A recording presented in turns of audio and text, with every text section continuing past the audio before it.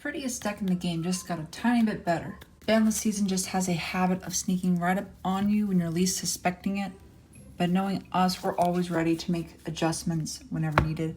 Hopefully by the end of this video, you guys will have an idea, for anyone new here, how to play the deck. I'm going to be 3 Neptibus, Atlantean Prince, and 3 Diva. You want to see these in your opening hand almost 100% of the time. It doesn't really matter which one you see, both are really good in what they do. Really hard to stop Neptibus when he's going off because he doesn't activate on summon, and he sends 8 Dragoons for cost. For Atlantean monsters that we can trigger off of sending them to graveyard for cost, we have 3 infantry, with this acts as an extender, and marksman, which also acts as a way to get to Neptibus. 3 Atlantean Dragoons. This card searches every single sea serpent in the game, at least the ones in the main deck. It's a pretty swell card. We don't really use the second effect because the second effect isn't as useful, but being able to use this card as many times as possible per turn is a really good feeling to play when you're playing water. To help activate Dragoons and make sure all of our plays go unmatched, we have 3 Minstrel. Being able to look at your opponent's hand, getting all the hand knowledge, as well as triggering your Atlantean monster's effect is something that's too good to pass up. I don't recommend playing any less than 3 because you always want to open this card rather than search it. Opening this in your hand with Dragoons essentially means you could discard this and then search Diva while taking a guaranteed 1 hand trap out of the opponent's hand and guaranteeing you get some way as a means to start your combos. For supporting Sea Serpents, 1 Lapis Dragon, this card could honestly be cut in this particular build just because we don't run any level 6 synchros, and Halka Fabrics isn't your main course of option. You just use it as a follow-up extender. 2 Abyss Megalo, really great card. It's actually really feels nice to play this card in multiples again. Primarily using him for synchro summoning because he's a level 7. Of course, you can also use him to OTK as well as search a spell or trap negation. 1 Million Glacia, tempted, very, very tempted to run multiples because this is another card you want to see in your opening hand rather than search it. But I digress. You can still search it without opening multiples. Other big parts of the deck: 3 Teus, 1 Pike, 1 Mermails. These are the cards that continuously let this deck continue being called Mermails and rather not Atlanteans or Deep Sea. Teus discarding Goons, Teus discarding Infantry, Teus discarding Fishborg Launcher, Blaster's Band. Fishborg Launcher, Pike discarding Dragoons is just full combo. And Gun being able to discard off of Swap Frogs, off of your Teus, off of your Minstrel, and etc. in order to help gain some more advantage or make a rank 7 Exceeds monster. The last engine I play in the deck is 3 Swap Frogs plus a Ronin Totem. This is the least important engine in the deck. Honestly, is the most cuttable. This card really only just sends Ronin Totem, helps make the second Totally Awesome, newly semi-limited, ready to be used. I don't think he's that great, honestly, but because we do run Gun and Fishborg Launcher, he has some use in the deck. Just not the best since he doesn't trigger any of your Atlantean cards. This also really helps with your follow-up plays in case your main mode of play does get interrupted. Our tuner target for Halka Firebase is 2 Fishborg Launcher. It's a glow bulb that's specifically for water decks. If you have any other non-waters in the deck, you can't use his revival effect, but he's still there to be used as a level 1 to your level 7 sharks to go into your level 8 synchro monsters. They have to be exclusively water types, but that's fine. We don't play any non-waters. 3 Gamma Seals are water hand trap. We could try and play Ghost Sister and Spooky Dogwood, but that's a card that's more oriented for game 3 if you're trying to cheese out your opponent with life points effects. Gamma Seal helps us out Dragoons, helps us out Borload Savage Dragon, Appaloosa, Crystal Wing, any problematic cards for our deck, while also keeping the main build consistent. You can discard Gamma Seal off of your cards. As for spells, 3 more Greeds, 2 Deep Sea Arias, being able to shuffle everything back and being able to banish waters from your grave to search any level 4 O lower Sea Serpent, which enables your entire Atlantean plus Deep Sea engine. It's too good of a card to pass up. I wouldn't play 3 just because you can't use it turn 1.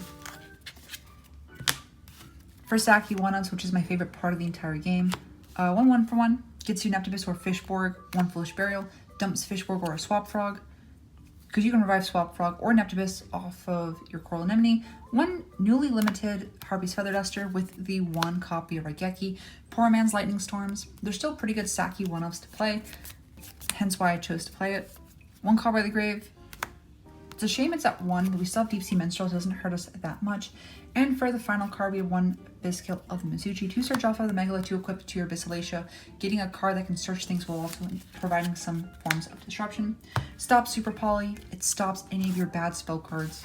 It's a great thing to have. 2 Totally Awesomes with the Bahamut Shark. and Abyss. This rounds up the entire Xyz package. You're able to make 2 toads consistently in one turn with the swap frogs, even just them by themselves, but mostly you just want to use your dragoons plus your pike to go into Hama Shark, and occasionally, if you open an extender, go into your second totally. This card's almost always there for your turn 1 combos with Megalo and Gund. It's a pretty good card. I don't want to pass it up. For synchros, White or Whale, exclusively water monsters to summon it, destroys all of your opponent's monsters, inherently revivable from his graveyard. Every single time it's destroyed by banishing a water monster. Drag negates spell and trap cards, 3000 attack. Trishula has non-targeting removal, easily summonable using Neptibus plus Fistborg Launcher plus your Megalo Orteus. Last synchro is your Dragon, easily summonable using Diva plus a level 7 or the same way you summon Trish. Draws 2 cards, destroys things revivable off of Coral Anemone. A lot of these cards are easily summonable again and again, which make them really good utility cards for the deck. 1 Rinses Coral Anemone. This is a Supreme Extender. 1 Halka-Fireworks. This is the best water link monster in the game. 1 Abyssalacia. Kind of want to play 2, but 1 works as is. For non-water link monsters, 1 Link Karibo, 1 Vijiki Ahashima. This is part of the combo that summons Appaloosa with Diva or Neptibus. Launcher turn 1, you can summon yourself off Halka-Fireworks, link off into Link Karibo, revive it again.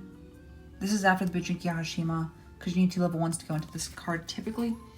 It's a lot of consistent plays to get Appaloosa with 3 negates on field, and these cards stay on the field all the time, so it doesn't really hinder your opportunity to summon him.